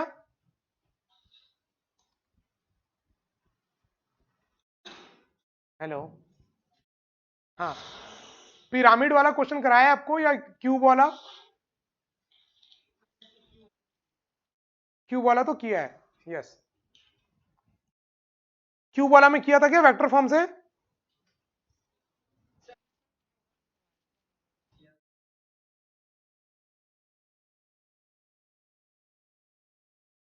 ऐसा कुछ देखो,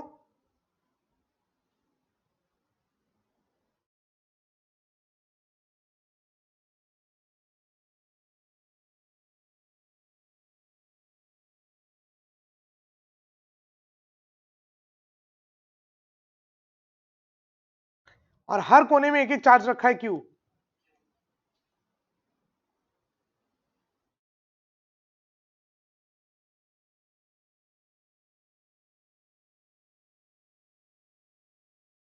ये वाला जो क्यू है इस पे नेट फोर्स बताना है, कितने के कारण होगा? 7 चार्जेस के कारण। देखो अगर इसको नॉर्मल कैलकुलेट करने बैठोगे प्राण निकल जाएंगे। हाँ, इसको वेक्टर से करना पड़ेगा, क्योंकि नॉर्मल करोगे तो किसी के कारण इधर, तो किसी के कारण उधर, किसी के कारण इधर, अरे भैया कौन सा एंगल लग रहा है, 3D एंगल लग रहा है, पूरा पूरा दिमाग से निकल जाएगा। तो इसको करना पड़ेगा वेक्टर फॉर्म से। तो वेक्टर फॉर्म से कियो इस क्वेश्चन को। साइड तो ए दी हुई है, क्यूब ऑफ साइड ए। तो सारे पॉइंट्स का पहले सबसे पहले क्या स्टेप है? कोऑर्डिनेट लिखना, फिर उसके बाद वेक्टर्स निकालना, फिर हाँ किया हुआ है ना, ठीक है। तो जब भी 3D ऑब्जेक्ट दिख जाए, एक पिरामिड वाला क्वेश्चन भी इसमें बहुत फेमस है। एक पिरामिड है ऑफ साइड ए और एक ऐसे बीच में ऐसे उठा हुआ रहता है ना पिरामिड, चारों साइड से बराबर और एक ऊपर ऐसे, मतलब सारे साइड्स बराबर है, ठीक है। तो सारे साइड्स में पूरे 5 चार्जेस हैं, नीचे के चारों में और एक बीच में ऊपर में, सब में टोटल चार्जेस हैं Q Q Q Q Q. तो ऊपर वाले चार्ज में बाकी नीचे वाले चारों के कारण बताना है। तो अब फिर 3D ऑब्जेक्ट आ गया, तो जैसे 3D ऑब्जेक्ट आया समझ जाओ कि नॉर्मल आप नहीं कर पाओगे, क्या यूज करना पड़ेगा? Vector form. तो ये कराने की जरूरत है नहीं, बताऊं ना? इक्वेशन लिख के भी नहीं, चलो। Coulomb's law in a medium पता है, एप्सिलॉन नॉट की जगह एप्सिलॉन नॉट इनटू ईआर आ जाता है, रिलेटिव परमिटिविटी। अच्छा, व्हाट इज परमिटिविटी?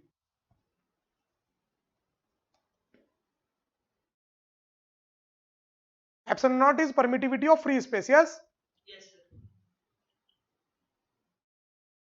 तो व्हाट इज परमिटिविटी? बोलो।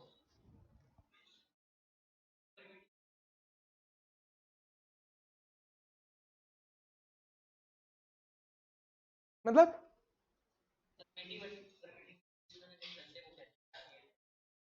आगे क्या आएगा? आगे परमिएबिलिटी आएगा, mu naught is permeability, spelling में मत जाना मेरी, ठीक है। तो epsilon not is permittivity, mu naught is permeability. Permittivity होता क्या है, क्या बता क्या रहा है ये एप्सिलॉन नॉट, बता क्या रहा है भैया?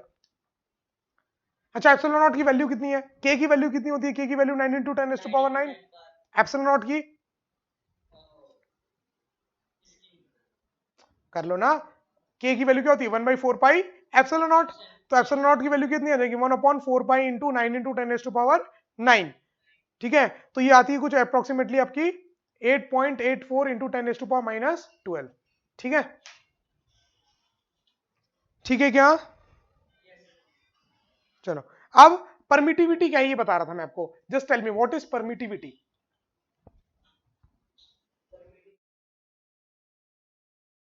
देखो मैं बताता हूं आया कहां से।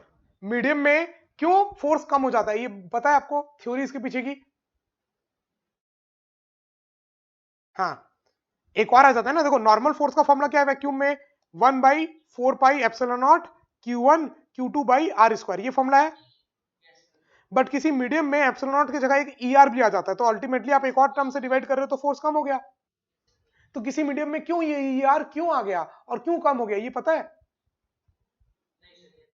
देखो मैं बताता हूं, ठीक है। मान लो ये वाटर है, ठीक है। अब ये बेचारे दो चार्जेस को आपने डुबा दिया पानी के अंदर, बेचारे Q1 एंड Q2, ठीक है। अब स्पेस में या हवा में अपन E0 ही लेते हैं, ER नहीं लेते, ठीक है। ER is relative permittivity. What is ER?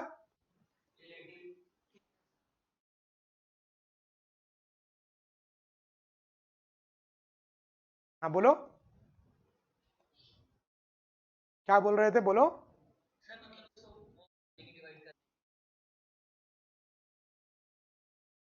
मैं बता रहा हूं, कहानी सुनो ना, पूरी कहानी सुनो अब, ठीक है। ये Q1 Q2 एक दूसरे को इलेक्ट्रोस्टैटिक फोर्स तो अभी भी उतना ही लगा रहे हैं पानी में भी, K Q1 Q2/r²। बट क्या हो रहा है, अब पानी के पास चार्ज है H2O, H2O, तो भैया ऑक्सीजन के पास नेगेटिव नेगेटिव, हाइड्रोजन के पास पॉजिटिव, यस। अब हो क्या रहा है कि अगर मान लो कि एक ये आपका नेगेटिव चार्ज है और एक ये पॉजिटिव चार्ज, तो उसके कारण क्या हो रहा है, नेगेटिव चार्ज के पास पॉजिटिव चार्ज इंड्यूस हो जा रहे हैं पानी के, और पॉजिटिव चार्ज के पास नेगेटिव चार्ज इंड्यूस हो जा रहे हैं वाटर के, ठीक है। तो एक पहले अगर ये नेगेटिव था ये पॉजिटिव था, ओरिजिनल चार्ज, ठीक है। तो इलेक्ट्रिक फील्ड कहां से कहां थी, पॉजिटिव से नेगेटिव। ये इलेक्ट्रिक फील्ड थी किसके कारण, चार्जेस के कारण। और एक चार्ज इंड्यूस्ड हो गए, पॉजिटिव इधर नेगेटिव इधर, तो एक इलेक्ट्रिक फील्ड इधर इंड्यूस हो गई, इंड्यूस्ड किसके कारण, पानी के कारण। किसके कारण, पानी के कारण। तो नेट नेट इलेक्ट्रिक फील्ड क्या हो गई, नेट नेट इलेक्ट्रिक फील्ड कम हो गई थोड़ी, इसमें से ये माइनस हो गई, तो नेट नेट इलेक्ट्रिक फील्ड कम हो गई, मतलब नेट नेट फोर्स कम हो गया, उसके कारण एक ER आता है। अब ER नहीं, एक्चुअल में क्या है ये, अब जैसे ये एप्सिलॉन नॉट डाले थे अपन ने, वैक्यूम के लिए क्या डाले थे, epsilon not, permittivity of free space vacuum का। वैसे जब किसी मीडियम में आते हैं तो उस मीडियम का E अलग होता है, परमिटिविटी अलग होता है, 1/4πe Q1 Q2/r²। बात समझ में आई क्या? अलग होता है ये E। बट अपन ने बोला भैया हर बार E की वैल्यू क्यों याद करें हर चीज के लिए, एक एप्सिलॉन नॉट की वैल्यू याद है, 1/4 एप्सिलॉन नॉट की, 9 × 10⁹9। हेलो, आवाज आ रही है मेरी?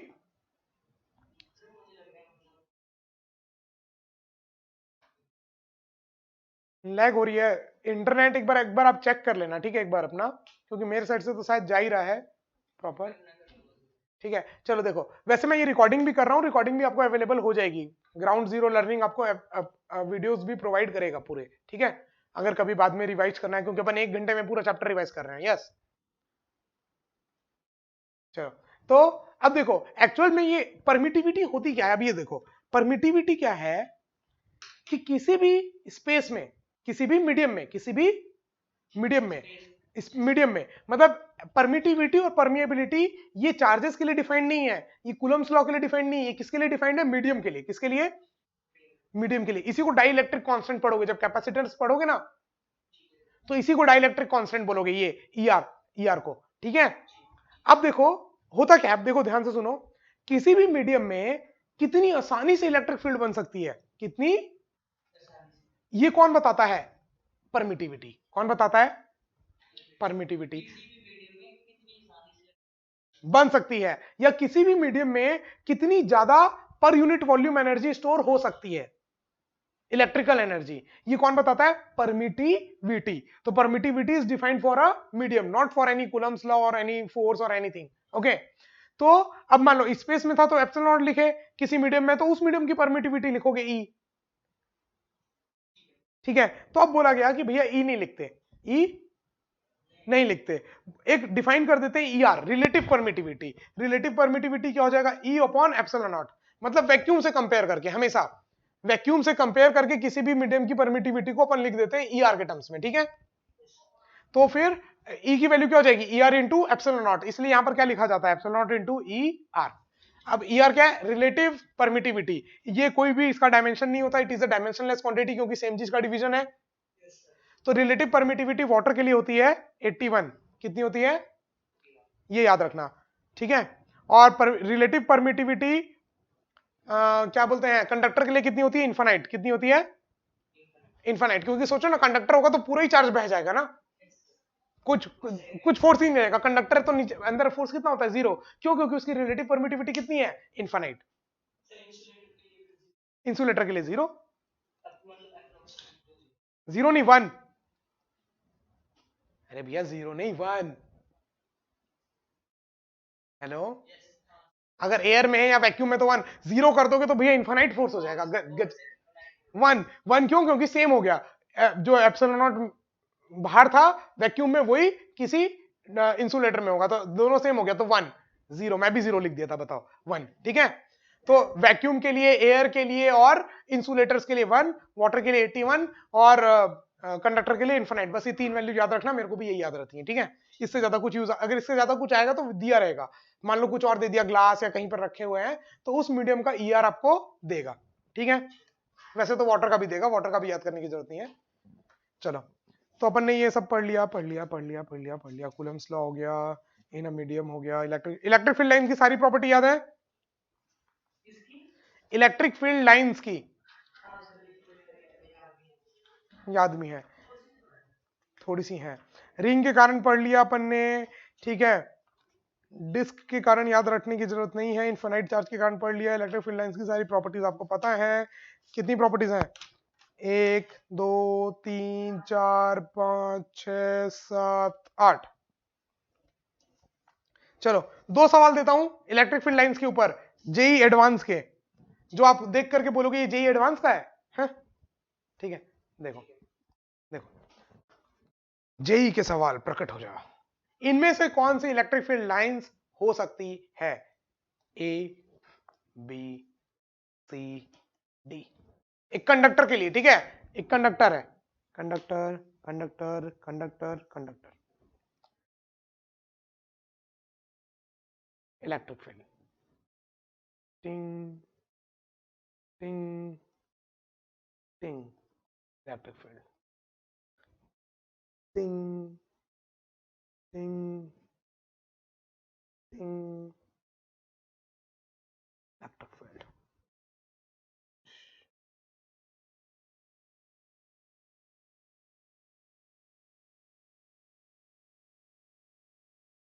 ए बी सी डी,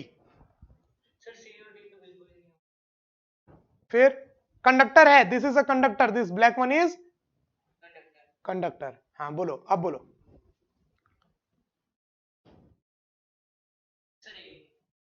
गलत जवाब, चलो एक और चांस दिया, गलत जवाब, एक और चांस दिया, एक और चांस दिया,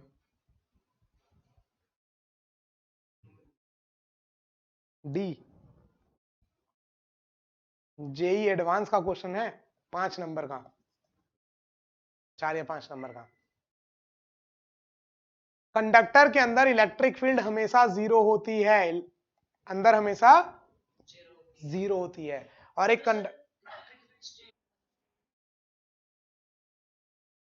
मतलब स्ट्रेट लाइन जरूरी थोड़ी कर्व हो सकती है, इलेक्ट्रिक फील्ड लाइंस कर्व क्यों नहीं हो सकती, किसने मना किया भैया, ना ना ना ना ना ना ना ना, गलत नहीं, गलत नहीं, देखो मान लो एक प्लस क्यू है, एक माइनस क्यू है, ठीक है, तो इलेक्ट्रिक फील्ड लाइंस प्लस से निकलती है, नेगेटिव की तरफ जाती हैं, तो ये देखो कर्व लाइन फॉलो करती है, ये कर्व लाइन फॉलो करती है, एकदम एकदम करती है, ठीक है, ये ऐसा ऐसा फील्ड लाइंस होता है इसके कारण, हाँ, तो एकदम मैग्नेटिक फील्ड की जैसा ही दिख रहा है, तो इलेक्ट्रिक फील्ड लाइंस भी कर्व्ड होती हैं, स्ट्रेट लाइन नहीं होती बिल्कुल भी, तो और दूसरी बात, एक कंडक्टर से हमेशा जब भी इलेक्ट्रिक फील्ड लाइन निकलती है तो परपेंडिकुलरली निकलती है, देखो परपेंडिकुलरली, तो अंदर नहीं हो सकता, तो ए और सी ऑप्शन तो पहले ही कट गया, अब सरफेस से परपेंडिकुलर होती है तो डी ऑप्शन बच गया, डन। चलो एक मैग्नेटिक फील्ड लाइन, ये तो चलो थोड़ा कंडक्टर के ऊपर बेस्ड था। अब ये जो सवाल है तो प्योर इलेक्ट्रिक फील्ड लाइंस के ऊपर बेस्ड है, ठीक है। ये भी जेई का सवाल है, मेरे ख्याल से ये 6-7 नंबर का जो पहले सब्जेक्टिव आते थे ना, तब का है। 2002 या 2001 का सवाल है, मेरे को जहां तक याद आ रहा है, ठीक है। चलो देखते हैं आपको, A B C D. Magnetic electric field lines की जो अगर 6 प्रॉपर्टीज याद है तो ये सवाल बिल्कुल बनेगा। 3 चार्जेस हैं, क्या है? Q1, Q2 and Q3। इन तीनों के कारण कौन सा चार्ज, कौन सा इलेक्ट्रिक फील्ड लाइंस एग्जिस्ट कर सकता है? ए बी इधर बनाते हैं,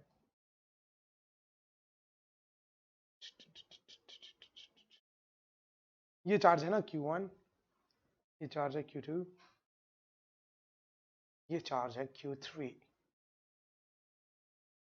सी ऑप्शन, ये चार्ज है Q1, ये चार्ज है Q2, ये चार्ज है Q3। से ऐसा, यहां से ऐसा, यहां से ऐसा, ऐसा, ऐसा और ऐसा। डी ऑप्शन, डी ऑप्शन है, ये एक चार्ज है यहां से ऐसा, ऐसा।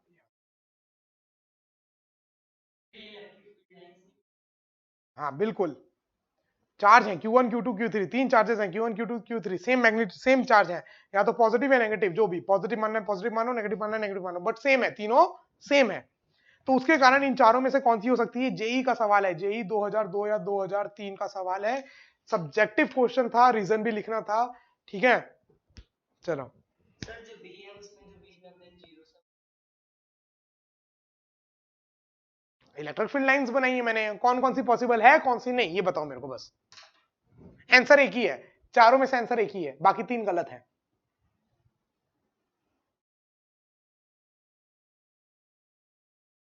प्रॉपर्टीज क्या क्या थी, सुनो, ध्यान से सुनो, सुन रहे हो बालक? हेलो, सर सुन रहा हूँ। हाँ। पहली थी पॉजिटिव से निकलती है, नेगेटिव में खत्म होती है। Yes electric field, sir. C C C नहीं होगा, अरे अब सुन लो ना, पहले सारी प्रॉपर्टीज फटाफट सुन लो ना। ए नहीं होगा, सी नहीं होगा। इलेक्ट्रिक फील्ड लाइन पॉजिटिव से निकलती है, नेगेटिव की तरफ एंड होती हैं। किसी भी इलेक्ट्रिक फील्ड लाइंस में किसी भी पॉइंट में टेंजेंट बनाओगे तो वो फोर्स की डायरेक्शन बताएगी। दो इलेक्ट्रिक फील्ड लाइन कभी भी एक दूसरे को क्रॉस नहीं करेगी। इलेक्ट्रिक फील्ड लाइन कभी भी क्लोज्ड लूप नहीं बनाएगी, क्योंकि it is a conservative force, और कंजर्वेटिव फोर्स में एक कंप्लीट सर्कुलर पाथ ट्रैवल करने के बाद वर्क डन कितना होना चाहिए? 0। इसीलिए कभी भी इलेक्ट्रिक फील्ड लाइन एक क्लोज्ड लूप नहीं बनाएगी। डन। Yes sir. फिर उसके बाद आपकी प्रॉपर्टी थी कि इलेक्ट्रिक फील्ड लाइन की डेंसिटी मैग्नेटिक फील्ड की इंटेंसिटी बताएगी। अगर लाइंस बहुत पास पास है मतलब वहां पर मैग्नेटिक फील्ड ज्यादा, सॉरी इलेक्ट्रिक फील्ड ज्यादा, और जहां पर लाइन बहुत कम कम है, दूर दूर है, वहां पर इलेक्ट्रिक फील्ड बहुत कम, ठीक है। यस तो सर। बेसिक बेसिक मैंने आपको बता दी। डी डी होगा। डी होगा बिल्कुल। क्लोज लाइन नहीं बना सकती, क्लोज लाइन नहीं बना सकती, ए और बी कट गई, दो लाइन एक दूसरे को इंटरसेक्ट नहीं कर सकती, सी कट गया, आंसर इज डी। जेई का सवाल है 2002-3 का, बताओ। आगे बढ़ते हैं, आगे बढ़ते हैं। अच्छा चलो, जैसे मैंने ये चार्ज बनाया ना, एक पॉजिटिव एक नेगेटिव के कारण, यस सर। एक पॉजिटिव पॉजिटिव के कारण बनाओ तुरंत कॉपी में और दिखाओ मेरे को। Electric field electric field lines, मैं मैग्नेटिक फील्ड बोल रहा हूँ क्या? नहीं सर। चलो ठीक है। नहीं, क्योंकि मैं अभी आज ही मैग्नेटिक फील्ड पढ़ाया हूँ ना 12th के बच्चे को, तो मैग्नेटिक मैग्नेटिक ज्यादा चल रहा है मेरे दिमाग में, ठीक है।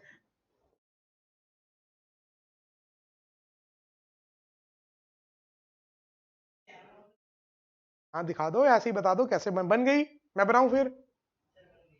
बन गई। दोनों पॉजिटिव एक दूसरे को रिपेल करेंगे, बीचों बीच फोर्स 0 होगा।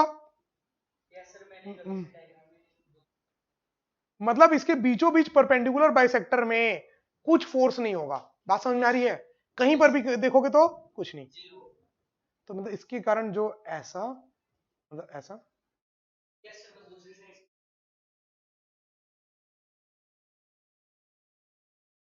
ठीक है।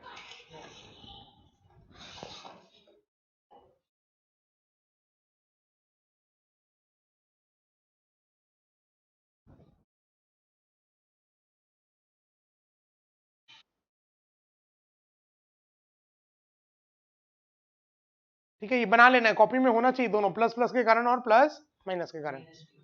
ठीक है। आगे बढ़ते हैं। Done, done, done. Conservative electrostatics ये पूरा बता दिया। चलो पहला नोट्स खत्म।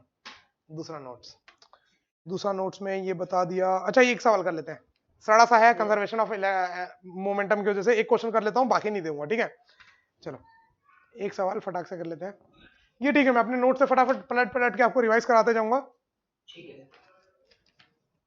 ये अच्छा है, कब जमाना पहले एक बार मैंने ये नोट्स बनाए थे, अभी तक काम आ रहा है। तो बनाए थे सर। हो गए इसको 3 साल हो गए, 3-4 साल हो गए, ठीक है। हाँ तो हो तो गया। कॉलेज टाइम के भी मेरे पास रखे हुए थे, जब मैं 11-12 में पढ़ता था, रेजोनेंस में पढ़ता था नागपुर में, बट फिर बहुत दिन तक रखे हुए थे। हाँ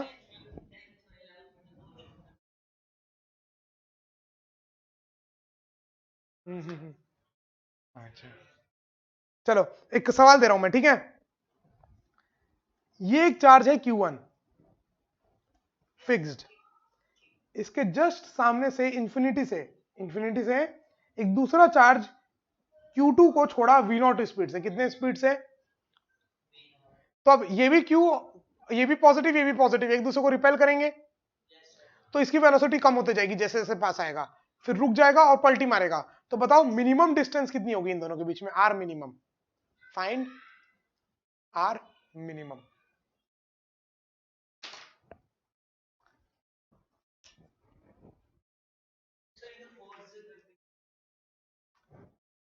कैसे करना है नहीं मालूम, करो, आंसर बताओ मेरे को आंसर चाहिए, ठीक है।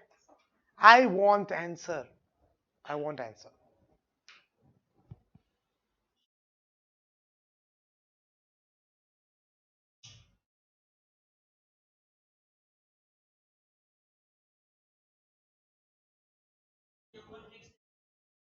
Q1 फिक्स्ड है, Q2 को फेंका ऐसे Q1 की तरफ। ये तो बहुत इजी क्वेश्चन है, टफ कब होगा पता है? जब मैं इसको यहां से d डिस्टेंस ऊपर फेंकूंगा, तब फिर ऐसे आके ऐसे कर्व पाथ में जाएगा, तब मिनिमम डिस्टेंस निकालना। भाई साहब मस्त क्वेश्चन बन जाएगा फिर। ठीक है सर, मैं ये करो फिर वाला होमवर्क, ठीक है। सोचना, एकदम दिमाग लगाना। Conservation of angular momentum hint है, क्या लगेगा उसमें? कंजर्वेशन ऑफ एंगुलर, ये हिंट है दूसरे वाले क्वेश्चन में। सेम क्वेश्चन है दूसरा वाला, बस इसको इसी एक्सिस में फेंका, उसके डायरेक्शन में, उसको इससे d डिस्टेंस ऊपर फेंका, तो अब फोर्स ऐसे ऊपर लगेगा तो ऐसे कर्व पाथ में जाएगा, तो मिनिमम डिस्टेंस निकालना है, ठीक है। Hint is conservation of angular momentum will be applied, बस मजा आ जाएगा लेकिन फिर उसको करने में। है वैसे कुछ नहीं, जैसे अगर चमक गया दूसरी बार करने के लिए तो कुछ नहीं है, पहली बार के लिए थोड़ा अच्छा क्वेश्चन है वो। ये करो, फिर उसके बाद पोटेंशियल एनर्जी ऑफ सिस्टम का एक सवाल दे दूंगा, फिर उसके बाद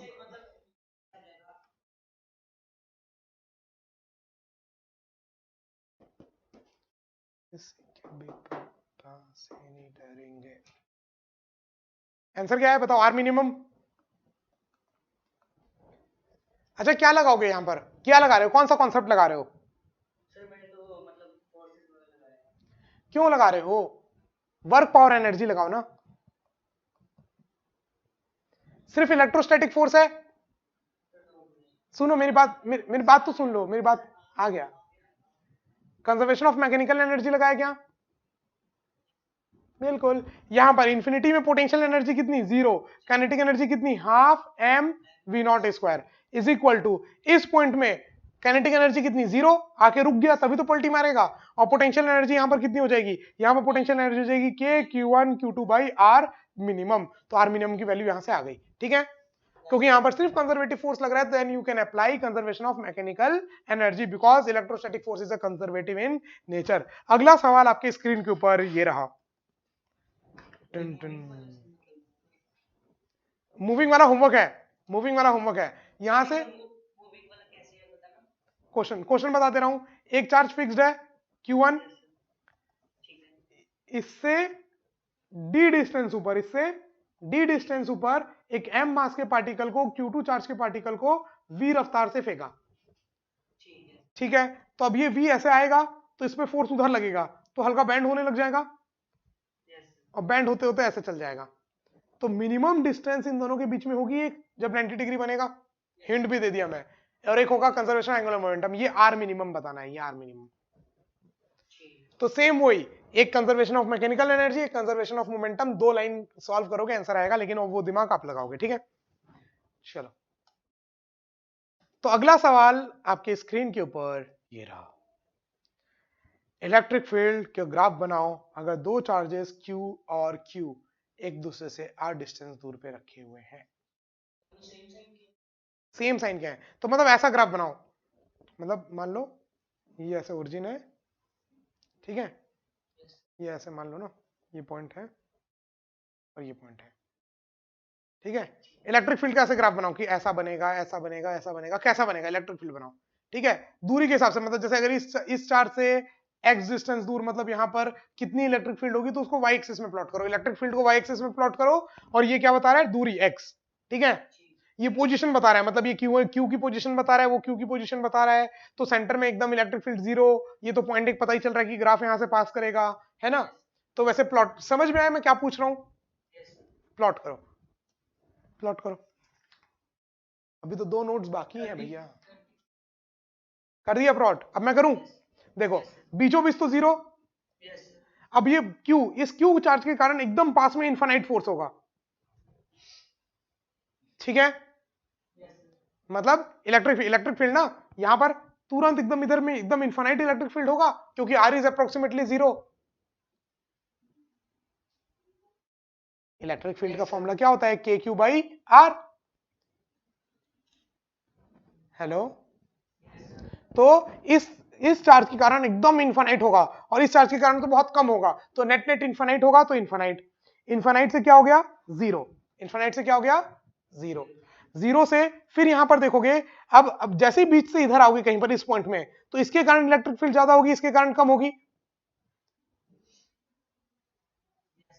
क्योंकि ये चार्ज है ना, इसके कारण इधर होगी, पॉजिटिव चार्ज से दूर होती है इलेक्ट्रिक फील्ड, और ये इससे भी दूर होगी, लेकिन अब इसकी दूरी ज्यादा है, तो इसकी ये मैग्नीट्यूड कम होगा, इसका मैग्नीट्यूड ज्यादा होगा, यस।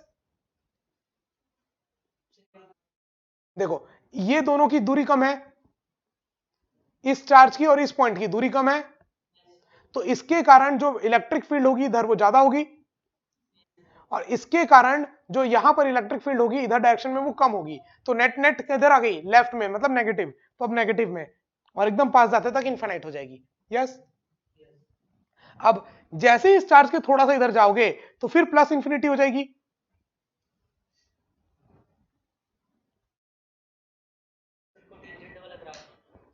हाँ, मतलब ये ऐसे से ऐसे, फिर वहां से ऐसे इंफिनिटी से इधर, और वो इंफिनिटी से ऐसा, ठीक है। होमवर्क है कि अगर एक प्लस क्यू हो एक माइनस क्यू हो तो कैसा ग्राफ बनेगा, बनाना है, लिख लो होमवर्क तुरंत। फिर पोटेंशियल पोटेंशियल बता दिया, सब बता दिया, इसके कारण बता दिया, उसके कारण बता दिया, रिंग के कारण बता दिया, अच्छा अच्छा अच्छा, रिंग के कारण अच्छा बता दिया था कल, ठीक है, ठीक है, ये बता दिया था डिस्क के कारण। होमवर्क, डिस्क के कारण वैसे याद करने की जरूरत नहीं है, कभी काम नहीं आता, छोड़ो छोड़ो छोड़ो छोड़ो। एक डिस्क के कारण, अभी अपने रिंग के कारण निकाला था पोटेंशियल एक्सिस में, K Q by R square plus x square का अंडर रूट, नहीं खाली K Q by R square plus x square, ये था, यस।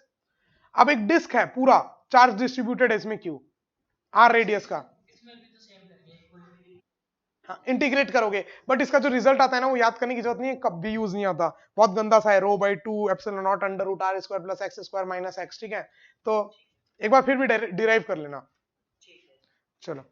फिर ये सब पढ़ लिए, ग्राफ पढ़ लिए, सब कुछ कर लिए, कांस्टेंट इलेक्ट्रिक फील्ड के बारे में बताया था ना, अगर कहीं पर कांस्टेंट इलेक्ट्रिक फील्ड है तो पोटेंशियल डिफरेंस डायरेक्ट हो जाता है इलेक्ट्रिक फील्ड इनटू डी, अगर कहीं पर इलेक्ट्रिक फील्ड कांस्टेंट है, एकदम कांस्टेंट है इलेक्ट्रिक फील्ड, ऐसे पैरेलल लाइंस हैं, तो अगर किसी दो पॉइंट है, एक VA और एक B, इन दोनों के बीच की दूरी है D, तो VA और VB के बीच का पोटेंशियल डिफरेंस कितना हो जाएगा, direct electric field into D। Actual में क्या होता है, E डॉट dx, लेकिन E कांस्टेंट है तो डायरेक्ट मल्टीप्लाई हो गया, ठीक है। तो कांस्टेंट इलेक्ट्रिक फील्ड में पोटेंशियल डिफरेंस डायरेक्ट होता है E इंटू डी, ये बहुत ज्यादा यूज करोगे कैपेसिटेंस में, कहां पर, कैपेसिटेंस में। फिर टॉर्क ऑर्क बता दिया था सारा, एक डायपोल में टॉर्क, एक डायपोल में पोटेंशियल एनर्जी, टॉर्क टॉर्क नहीं पता था, चलो। अब ये आपका जो थोड़ा बहुत बचा है ना इलेक्ट्रोस्टैट्स, ये अपन पढ़ेंगे नेक्स्ट क्लास में, ठीक है क्या। मतलब आपका ज्यादा नहीं बचा है, मतलब नेक्स्ट क्लास में इलेक्ट्रोस्टैट्स 1 महीने का चैप्टर आपका पूरा कंप्लीट हो जाएगा। एक एक एग्जांपल भी जो मेरे को लगे बीच बीच में इंपॉर्टेंट सारे मैंने आपको बता दिया। थैंक्स टू नोट्स नहीं होते तो अभी मैं आपको बहुत कम चीज बता पाता। ठीक है, चलो। तो अब नेक्स्ट क्लास में अपन आपका ये इलेक्ट्रोस्टैट्स पूरा कंप्लीट करेंगे, फिर आप कोई एक जगह से पूरे क्वेश्चंस करोगे। कहां से करोगे?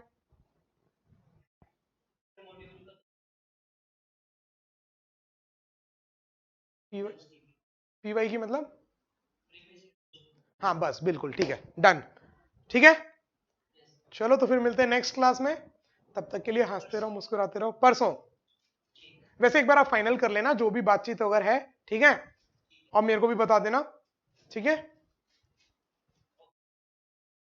मेरा माउस काम क्यों नहीं कर रहा है?